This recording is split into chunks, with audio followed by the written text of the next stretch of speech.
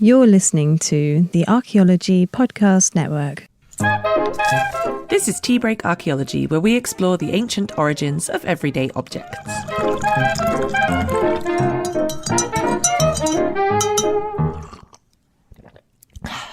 Hello and welcome to episode 56 of Tea Break Archaeology. I'm Matilda Ziebrecht. And I'm Jessica Van Dam. And today I'm savouring it's called fruit and nut, but I think it's just the label I've given it. I'm not sure it's the original flavour of the tea, but it's very good and it's very nutty and fruity. And it reminds me slightly of that tea that you bought me ages ago, Jess, that I absolutely loved, but then they went out of business and then we haven't since been able to find an equivalent tea that's as good. And that's the highest bar that I have for tea, is that tea that you bought me ages ago. Oh my God, I wish I remembered which one. Because there was either the one where when I worked at a coffee shop. It was that one. Okay. Yeah. Was it the pistachio one? No, I think it was candied almonds or something. Oh, yeah. That was like a seasonal one too. So we didn't even have that forever. It was just like a limited edition. Oh, and it was so And so good. I continue looking for nutty teas. Oh, same. Every so often I'm like, ooh, a nut one. And this is the closest I've found. But anyway, yes. We just got to start making teas, I guess. I kind of want to try making different fruity teas. So the teas without tea leaves. Yeah, like a tisane. Yeah, exactly. Yeah. So yeah. let's see. Anyway, so yes, that's what I'm savoring today. And I have, so this is also a long-winded answer. So Harney and Sons did a Rosebud Motel limited edition tea. And so it's the Continental Breakfast, and it's cinnamon caramel vanilla black tea. Wow. And there's no rose in it though. No, it's just from Schitt's Creek. I don't know if you ever saw that. But oh, I see. Yeah. Oh, that does sound good. Mm-hmm. Oh, yeah. Yeah. I recommend. It is lovely. It's kind of like a little dessert, but tea form. That's my favorite kind of teas, is those ones that just make you go, even though now it's been horribly hot here today, the summer is starting in earnest. And so it was difficult to drink a tea, but it's actually quite nice and cool in my office. So it's fine. I can have my tea. Oh, good. Good. Yeah. The owner of the yarn shop that I go to, Ruth, she texted me and she's like, so you're recording today. What tea are you drinking? Will it be hot? Will it be iced? These are the questions we want to know. And I was like, oh, that's a really good question, Ruth. It's gray outside, so I think it will be hot. Maybe. And then as soon as I said that, the temperature rose like 10 degrees. And I was like, well, I'm still sticking with hot tea. I can't switch now. Well, apparently it's this whole thing. So every Inuit, Nook person, I should say, that I spoke to believes that the whole way that food and sort of heat regulation system works in the body is that if you eat cold food, then you'll warm up. And if you eat warm food, then you will cool down, because it's changing the internal versus external heat levels. So that's why, according to your average Nook person, you should even eat frozen food in the winter, because that will warm you up, because your body will try to warm itself up in relation to the cold food that's coming in. And I feel like that relates to the spicy food being eaten on like around the equator where it's hottest. Yeah. There's just so many spicy cuisines that I should, by the way, point out that this is not something that we've researched, and this is not something that either of us have any kind of knowledge about. So do not take this as read. This is purely what we've heard and our own speculation. Yes. So anyway. We're now experts on food. No. Yeah, right. Not. There you go. Just this is now a it. podcast about different food temperatures. But that's not what we're talking about today. What we're talking about today is the first in a little mini series that we're going to do about everyday archaeology of cutlery, because, well, it's kind of related to food, actually, right? A lot of the time. It all ties, in my opinion. Right? It's all related. But yes, so this is part of so those of you who are new to Tea Break Archaeology, welcome, first of all. And quite a lot of what we cover in this is sort of fun facts, cozy archaeology, so to speak, which is a little phrase that we've just kind of made up, and everyday archaeology. So, everyday items that are just laying around your house. What is the actual history of it? What is the archaeology of it? Where does it come from?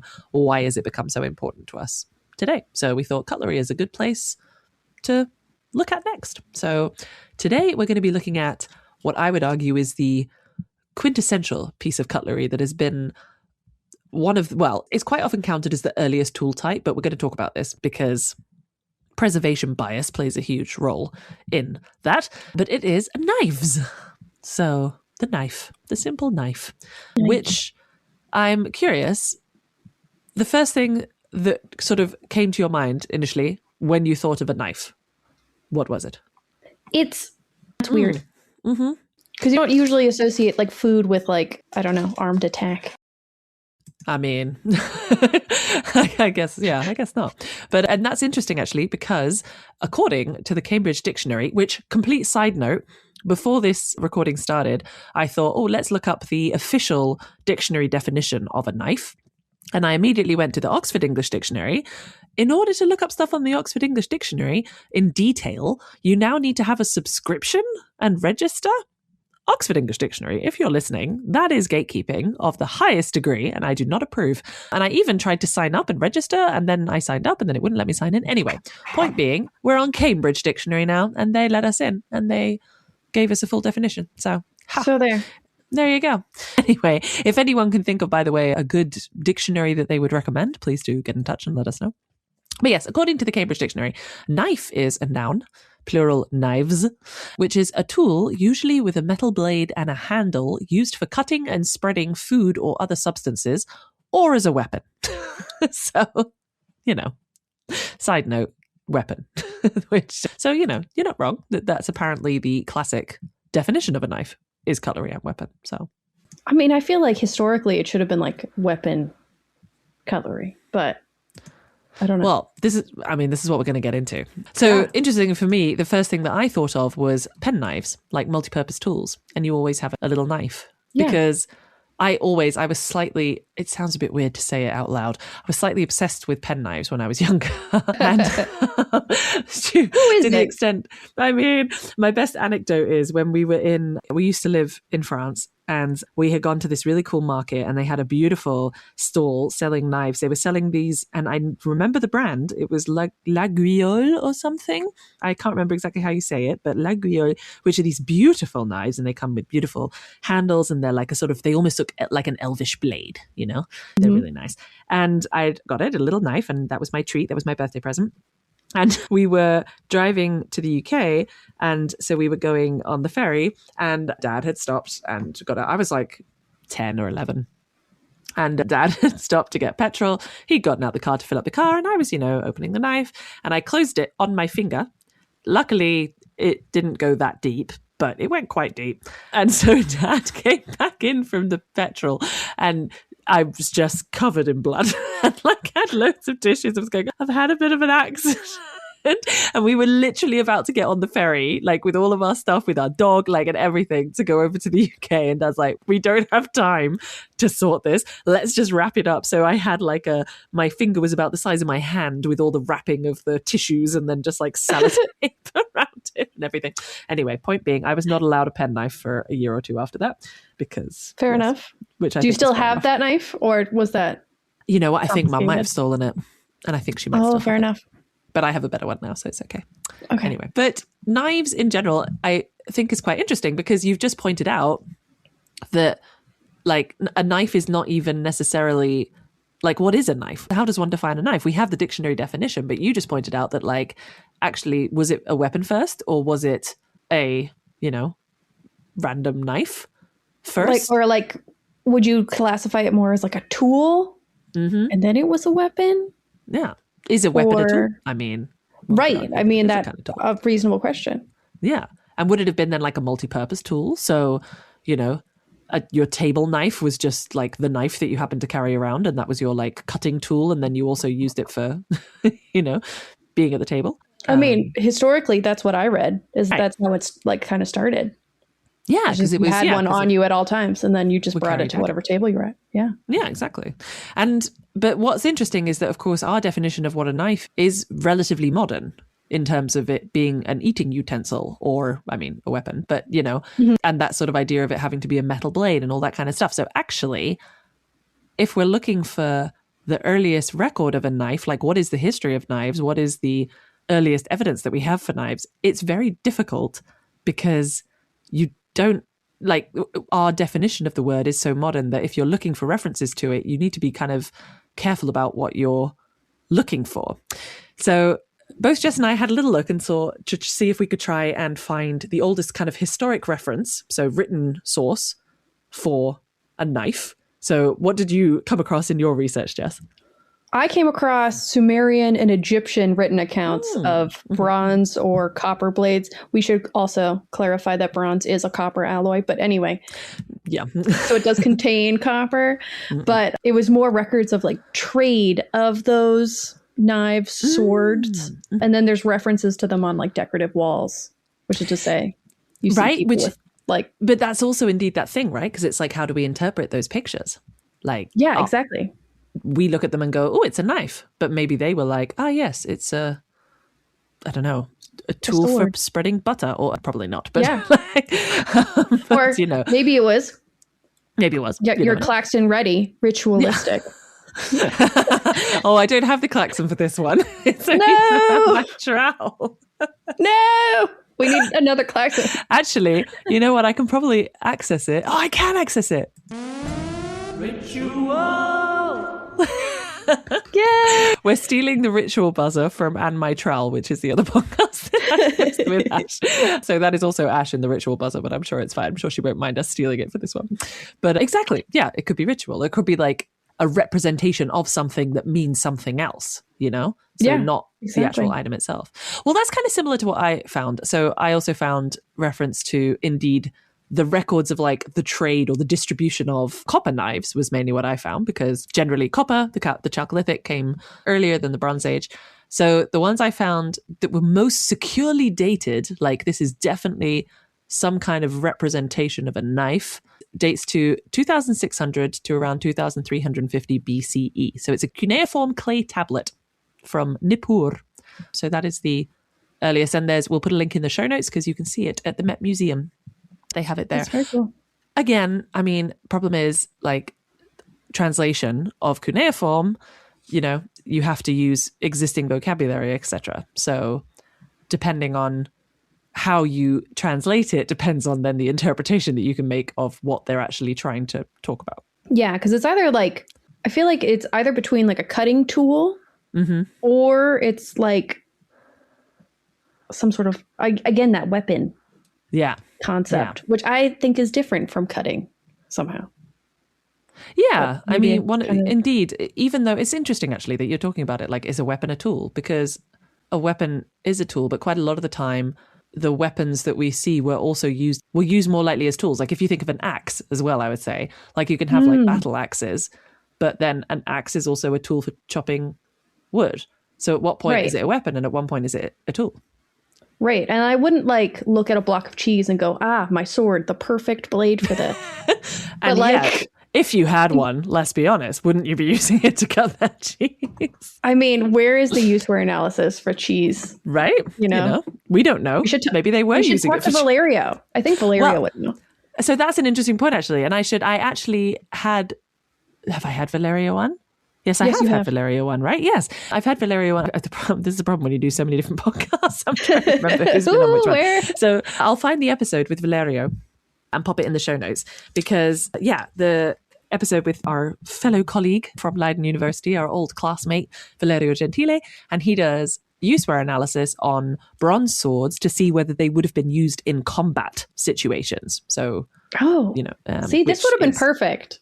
Right. Wait, Valerio, if you're listening, why aren't you on? Come on. You could have told us everything. You weren't invited, but... But also, is a sword a knife? There's the question. Yeah. He would probably say no. I mean, according to the Cambridge Dictionary, a tool with a metal blade and a handle. This is true. Technically. And isn't that the whole thing of, you call that a knife? This is a knife. But like, then there's also that's not a sword, that's a knife, and all this kind of thing. And it's like, well, there must be a definition difference. I haven't looked that up for this episode. Maybe we can look it up for other episodes. Cambridge Dictionary says that a sword is a weapon with a long, sharp metal blade and a handle, used especially in the past. I mean, there's a lot of overlap there. A lot of overlap. Which, again, just shows the importance of cataloging and categorization and typologies, because the distinction between knife and sword, one could argue, is a purely superficial one. because both of them include a blade, both of them include a handle. Yes, maybe the intended use is different, but who's to say that a sword was not used to chop down the occasional bush that was in your path or something? Like machetes. Cut your meat. Yeah, exactly. Maybe you did use it to cut your meat if you didn't have a knife handy. It's all very, subjective and based on how we view the world and what we think of as terms of material categories. Yeah. Also, maybe size. I could imagine size being a different, differentiating. There probably is some. We're going to have a load of sword specialists screaming at us who are listening in, going, "For goodness' sake, don't you know? It's obviously this." Like, there probably is some official category and like definition of a sword that refers to specific points that would differentiate it from a knife. We just haven't happened to look it up in time for this episode because I did not think that we would go down this rabbit hole of is a sword a knife. But we should go down a rabbit hole, what? Right? But maybe this is something we can look up and we can chat about. We can post on Instagram or something. We can have like a little corrections corner with Valerio. Exactly. Okay. Yeah. Feel free to send us in. If you don't agree with something we say, feel free to send us. Better to send a message directly to one of our email addresses rather than comment on the podcasting platform that you're listening to, because we don't always get notified of all of the comments because we're on a lot of different podcasting platforms. So better to contact us directly, but feel free to if you have any, disagreements, or also if you have any suggestions or references or resources that you think deserve a good dive into, that'd be good. Anyway, should we take a very quick break and top up our tea? Sounds good. And then we'll be right back. Welcome back, everyone. Hope the teacup is fuller and the biscuit jar is emptier. So we've chatted a little bit about the problem of definitions and written sources and how does one define a knife? How can we actually tell if someone's referring to a knife or not? So what we're going to go back to is something that is much more solid, much more tangible, and that is the physical evidence for the earliest knives. So I think this sounds like your thing, Matilda, because we're going into stone tools, which are aggressively not my field. Well, and we did do, so those of you who are interested, there is a episode all about the archaeology of stone tools, which is just a couple of episodes back. So you can just scroll up a little bit and you should be able to see it.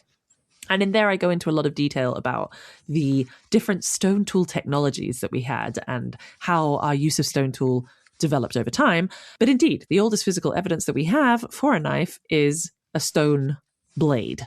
So flint blade specifically, because flint is a very particular type of stone that you find a lot of in especially prehistory, but even in the modern day, it's used quite a lot. Funnily enough, actually, a friend of mine, he uses a flint knife like as his pen knife because it's just really easy to take everywhere. And it's one of those things that if you accidentally forget it in the bottom of your bag, it won't go off in a metal detector or anything because it's stone. So I probably shouldn't be saying that on a podcast. I know, actually.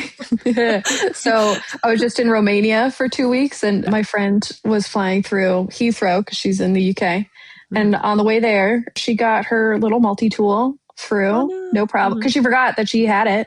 Because you do, right? Yeah. So on the way there, no problem. So we had it while we were in Romania, which was great. And then coming back through Romania, they caught it immediately. And they were like, what is this weapon? And she's like, no, my multi-tool. Oh, no. So Romania, they're strict, I can tell you. Okay. There we go. Very intense security. I mean, which, fair. But, it makes me feel better, honestly. But but yeah, but it's one of those things. It's just so versatile. And the reason that flint is used is because it's have something known as a conchoidal fracture, which basically means that the way that it splits creates these really nice, what we call flakes, which basically become a knife blade. And I will put a link in the show notes to something called the Museum of Stone Tools, which is an online resource, which is very useful for looking up different kinds of stone tools, especially flint tools. They have lots of lovely visualizations on there so that you can have a little look and you can see what I mean by a flake. But yeah, it's a bit difficult to say because, again, what are we classifying as a knife here? Like, according to the Cambridge Dictionary, it's metal with a handle, but would a blade, like a stone blade, not also have the same functionality as what we would classify as a knife? See, I think it would. I think it should be. Right? Yeah. So the only thing is, so for example, you have the Lemequian tools, which are from Kenya, which are about 3.3 billion years old. So they're the kind of some of the earliest stone tools that we have. But again, they're usually called, they have a cutting edge, but I wouldn't say they were a knife. I would say they're always called a stone tool. They're not called like blades or anything like that. Whereas the oldest blades that we have, so these like thin flint pieces that have like a long thin blade on them, known as flakes, is probably the older one culture, which is about 2.6 million years ago. But again, does that count as a knife, etc.? And so if we're talking about with handles on, I had a look and I managed to find there was evidence from some pieces of flint flakes from the site called Campitello Quarry in Italy. And it's a site that's been attributed to Neanderthals. And what's really interesting is that there's birch resin that survived on the edge of these flakes.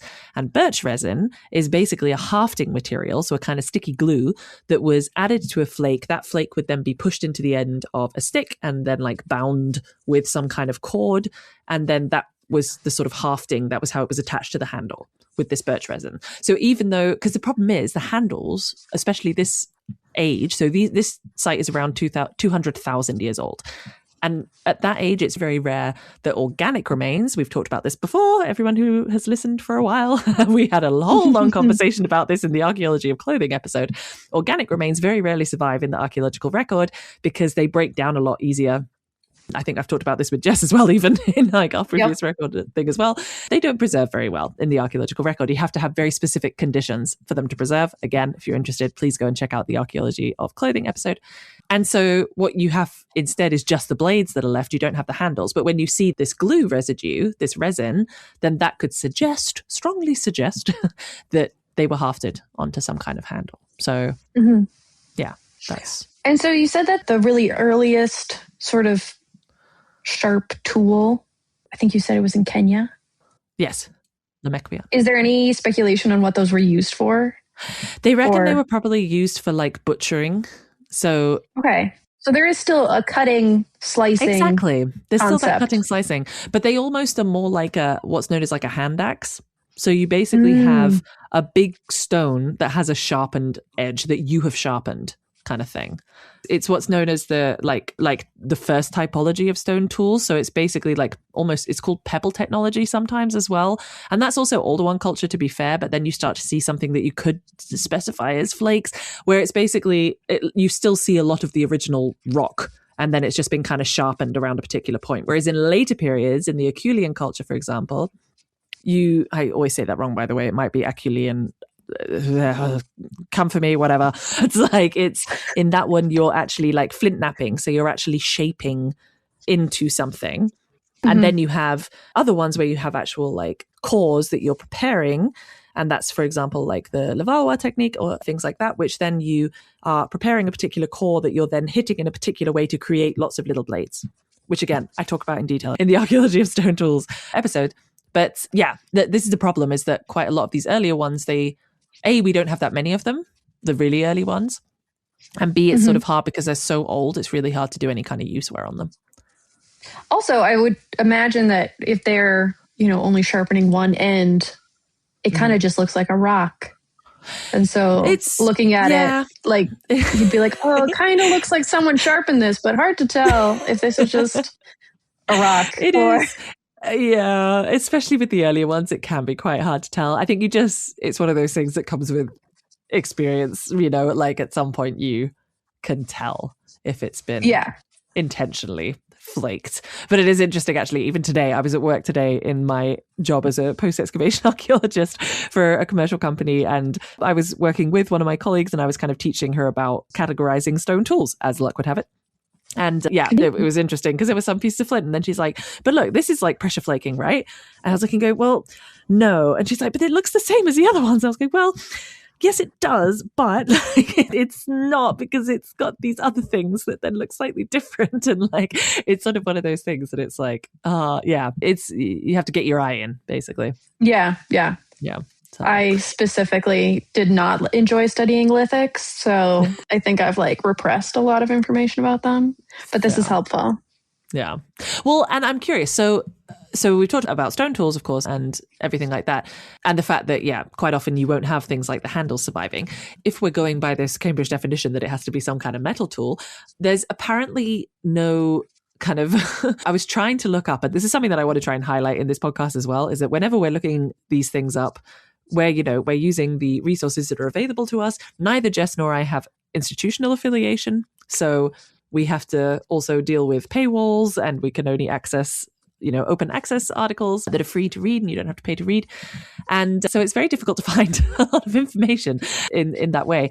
But so apparently there doesn't seem to be like a singly recognized, like, this is the oldest copper knife, because a lot of the early copper artifacts, especially that were found, were discovered in like the 19th and early 20th centuries when, shall we say, the documentation standards were not exactly high quality, aka people found That's stuff kindly and were like, put. yeah, right. Mr. Smith found something and was like, oh, this is nice. Oh, yes, I think it was found in this context. It was found near my shed, and that's all the information we have about where it was found. So we know nothing about its context, so we can't really accurately date it. And typology. Continuing to joke about the largest oak tree on the edge of Brown's farm, or exactly, Yeah, which is really fun to read sometimes as well when you read these old like excavation reports, and it's like, it was given by Mr. M, who found it approximately 3 yards from his latest pit that he dug or something, and you're like, great, wonderful. or the neighbor's dog brought it, and we thought it was just a stick, but it was actually oh yeah.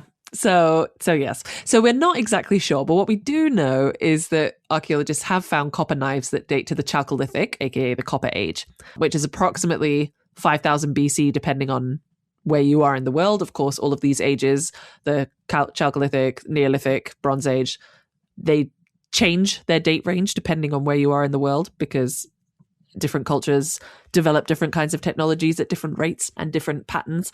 So in some places you don't even have a Chalcolithic because they didn't have copper, for example, and things like that. So yes, anyway, that's approximately 5000 BC though, is the kind of oldest copper knives that we have, but we don't know if they are the oldest or if there are potentially older ones. And yeah, it's very difficult to do. And which brings us nicely to the question for you, Jess. I've talked a lot about stuff, but now it's time for you to talk, because the copper I know nothing about, or metal in general, or stone actually, in terms of kind of conservation, from a kind of artifact conservation perspective. What's important to consider when you're dealing with these sorts of objects? So, I mean, you were talking earlier about how organic materials just don't survive in the archaeological record particularly well. I mean, there are exceptions, obviously. Yeah. And your sort of dry and arid tends to do better with organic materials. Egypt is great. I love how many old things are just like, well, the oldest one is in Egypt. It's like, was it really? Or did we just put it in a desert and hope for the best?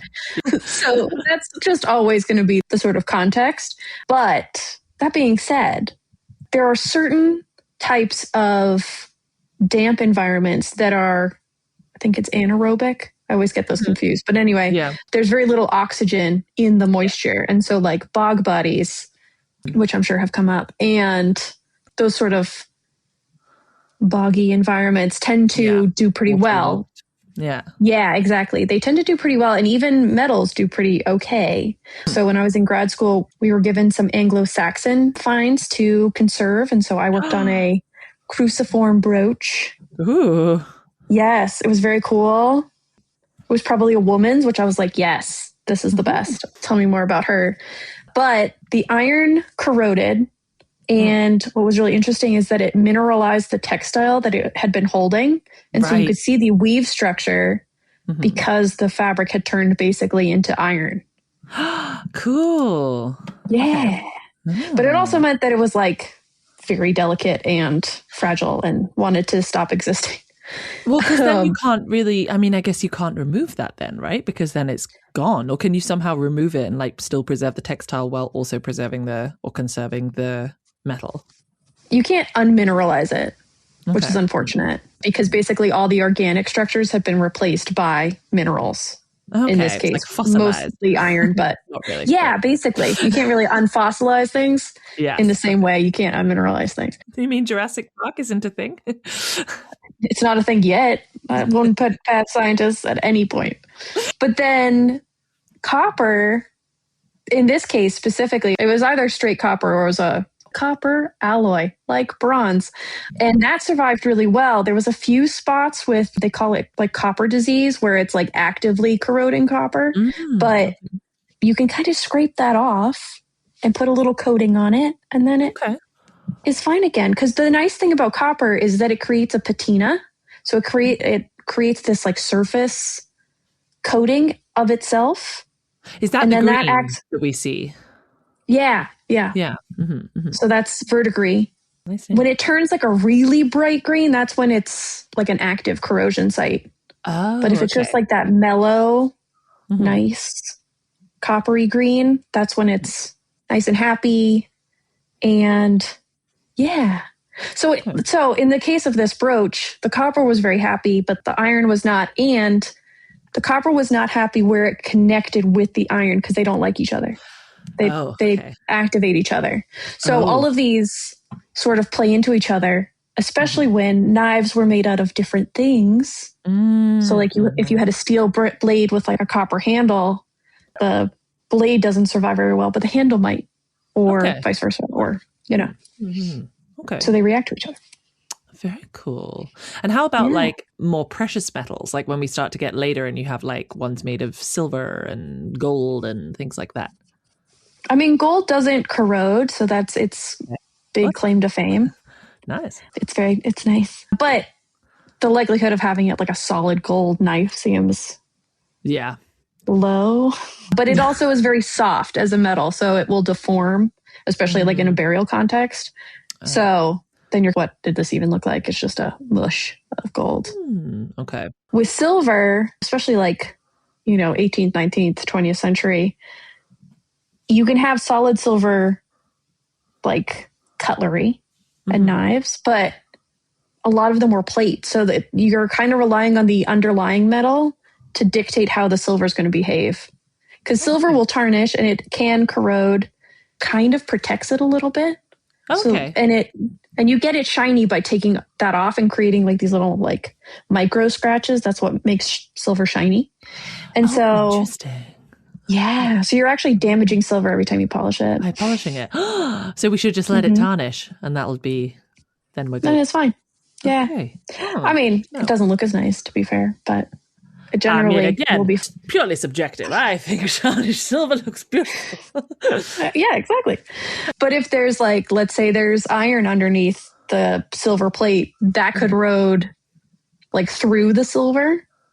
And so sometimes when you see like quote unquote silver like flatware or cutlery, it will look like something else. It won't look like silver tarnish. It will look like something else. And that's because of whatever the underlying metal is doing something weird. Okay. Yeah. Oh, interesting. Oh, well, there you go. We've sort of learned, we've learned a bit about everything, about all the material. Which I do have a final question for you before we wrap up. When we were researching this, what was your favorite fun fact that you learned about this topic while you were looking up? So, no, that was spoons. I'm getting ahead of myself.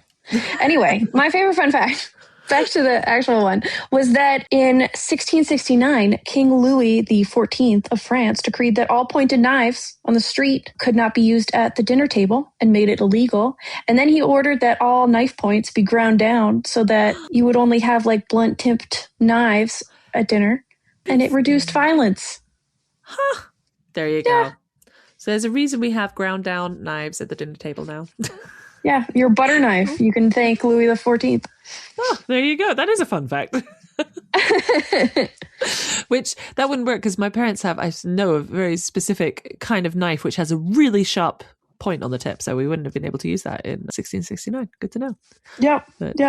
When we try time travel, now you know. You have to grind some of your knives, but not all of them. We have to, Okay, it's good to know. Well. What was yours? Did you have a fun fact? I unfortunately didn't about this one. Oh, that's okay. I have two for spoons, so we're ready to go. There we go. We're all good then. So yes, we'll have that for future episodes. But we are running out of time on this particular tea break. And I know that this episode has been kind of all over the place. And that's basically because knives, I mean, we've gone from 3.3 million years ago to 1669. Knives are one of those objects that are just the essence of when we think of a tool and the history of tools for humanity, a knife is usually the first thing that people come up with because it's such an essential part of our toolkit. And it has been since since before we were actually humans, like before we were Homo sapiens, it's been part of our toolkit. So we haven't really been able to go into like a really deep dive of how exactly knives went from being that random bit of stone that was used to hack at a carcass to becoming something that had to be ground down to be used at the dinner table safely. And that's frankly because there's just so much that happens in between. There's 3.3 million years that happens in between. And yeah, it's hard to go into detail on all of that. But I was joking with Matilda as we were doing research for this, and I was like, excuse the Wikipedia articles that I am referencing because I don't even know where to start with knives. This is too extensive. How do I do this? Yeah. So that, even we use Wikipedia reluctantly. As a starting point, as a little bouncing off point. But again, it's also been really difficult. Usually I always try to find the like original source of things. And with this, it's also just been impossible to find the original sources of things, the original historic records, the oldest tool, because there's so much chaos, it seems, in the record that it's difficult to know when things started and how things developed. And there's so much that happens all over the world in between. But I will say that for the next couple of episodes where we're going to look at spoons and forks and chopsticks, then there'll be a little bit more kind of regulation to it, hopefully, because there's a bit more. Yeah, we hope. We can see. But anyway, we hope that you enjoyed this little tea break and now can have some little fun facts that you tell your friends when you're spreading butter on your toast next time at breakfast. If you enjoyed it, please do like, follow, subscribe, etc. wherever you get your podcasts. Don't forget to check out the other shows on the APN for more fun archaeology content. And if you'd like to learn more about the topic, you can find all of the links and content information in the show notes. Thank you for joining me on this tea break. If you like this episode, please do like, follow, or subscribe wherever you get your podcasts. Don't forget to check out the other shows on the APN for more fun archaeology content. And if you'd like to learn more about the topic of today's episode, make sure to check the show notes for links and further information. Thanks for listening to this podcast. The Archaeology Podcast Network's chief editor is Rachel Roden. Our executive producer is Ashley Airy. Our social media and newsletter coordinator is Matilda Siebrecht. The APN was founded by Chris Webster and Tristan Boyle on December 1st, 2014. We're supported by our amazing podcast hosts, many volunteers, and listeners like you. Check out membership at www.archpodnet.com/members. This has been a presentation of the Archaeology Podcast Network. Visit us on the web for show notes and other podcasts at www.archpodnet.com. Contact us at chris@archaeologypodcastnetwork.com.